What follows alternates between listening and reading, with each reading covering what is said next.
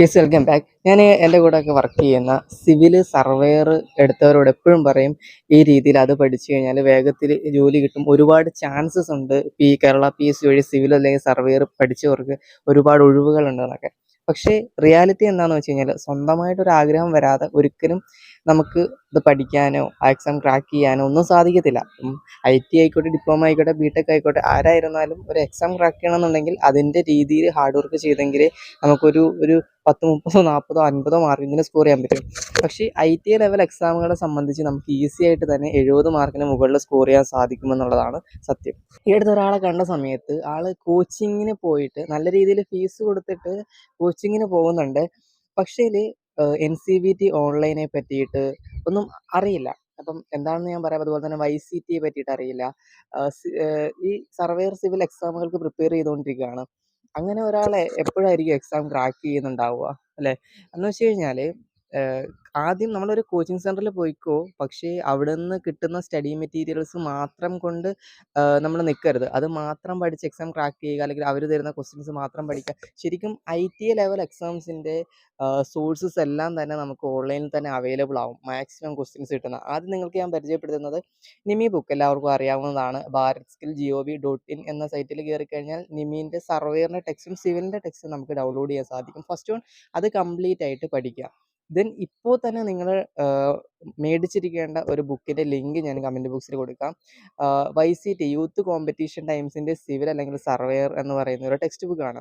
അതിൽ ഫുള്ളായിട്ടുള്ള കേരള PSC ഉൾപ്പെടെയുള്ള maximum previous year ചോദ്യങ്ങളും എക്സ്പ്ലനേഷനും ഉണ്ടാവും. ഇപ്പോൾ തന്നെ മേടിച്ചിരിക്കേണ്ട ഒരു ബുക്കാണത്.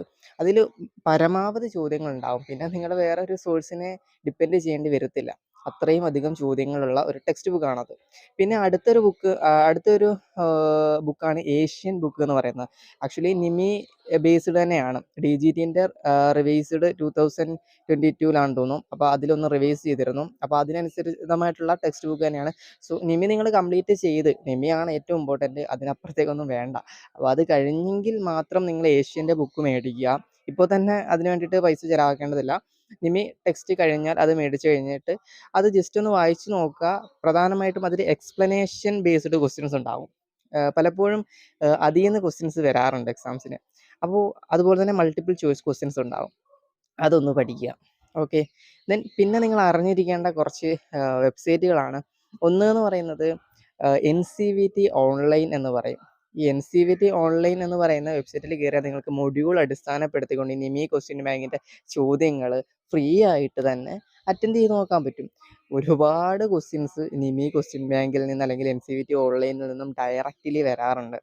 അത് നോക്കുക. പിന്നെ എപ്പോഴും നമ്മൾ പഠിച്ചതിന് ശേഷം ക്വസ്റ്റ്യൻസ് വർക്കൗട്ട് ചെയ്യാൻ നോക്കുക. കാരണം എത്രയൊക്കെ നമുക്ക് റിസോഴ്സസിൽ നിന്നോ അല്ലെങ്കിൽ എത്രയൊക്കെ ക്വസ്റ്റ്യൻസ് നമുക്കിപ്പം എവിടെ നിന്ന് കിട്ടിയാലും ചെറിയ ചെറിയ ചില ചോദ്യങ്ങളിൽ തെറ്റുകളുണ്ടാവും.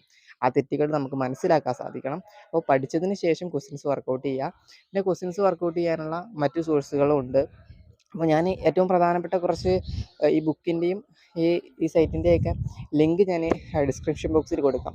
അപ്പോൾ ഇതൊക്കെ നിങ്ങൾ പരമാവധി ഉപയോഗിച്ചെങ്കിൽ വളരെ വേഗത്തിൽ ഒരു 70 മാർക്കിന് മുകളിൽ സ്കോർ ചെയ്യാൻ വേണ്ടിയിട്ട് സാധിക്കും. അത് ഷുവറായിട്ടുള്ള കാര്യമാണ്. ഇതൊക്കെ ഒന്ന് മനസ്സിലാക്കാൻ വേണ്ടിയിട്ട് ശ്രമിക്കുക. അതിനുശേഷം എക്സാമിന് പ്രിപ്പയർ ചെയ്യുക. Okay. Wish you all the best. എല്ലാവരും നല്ല രീതിയിൽ തന്നെ പ്രിപ്പറേഷൻ കണ്ടിന്യൂ ചെയ്യുക. സിവിൽ അല്ലെങ്കിൽ സർവേയറിനാണ് ഏറ്റവും അധികം ചാൻസസ്, ഒഴിവുകൾ, തസ്തികകൾ കേരള പബ്ലിക് സർവീസ് കമ്മീഷൻ വഴി ഉള്ളത് എന്ന് കൂടി മനസ്സിലാക്കിക്കൊണ്ട് ധൈര്യമായിട്ട് മുന്നോട്ട് പോവുക. Thank you so much.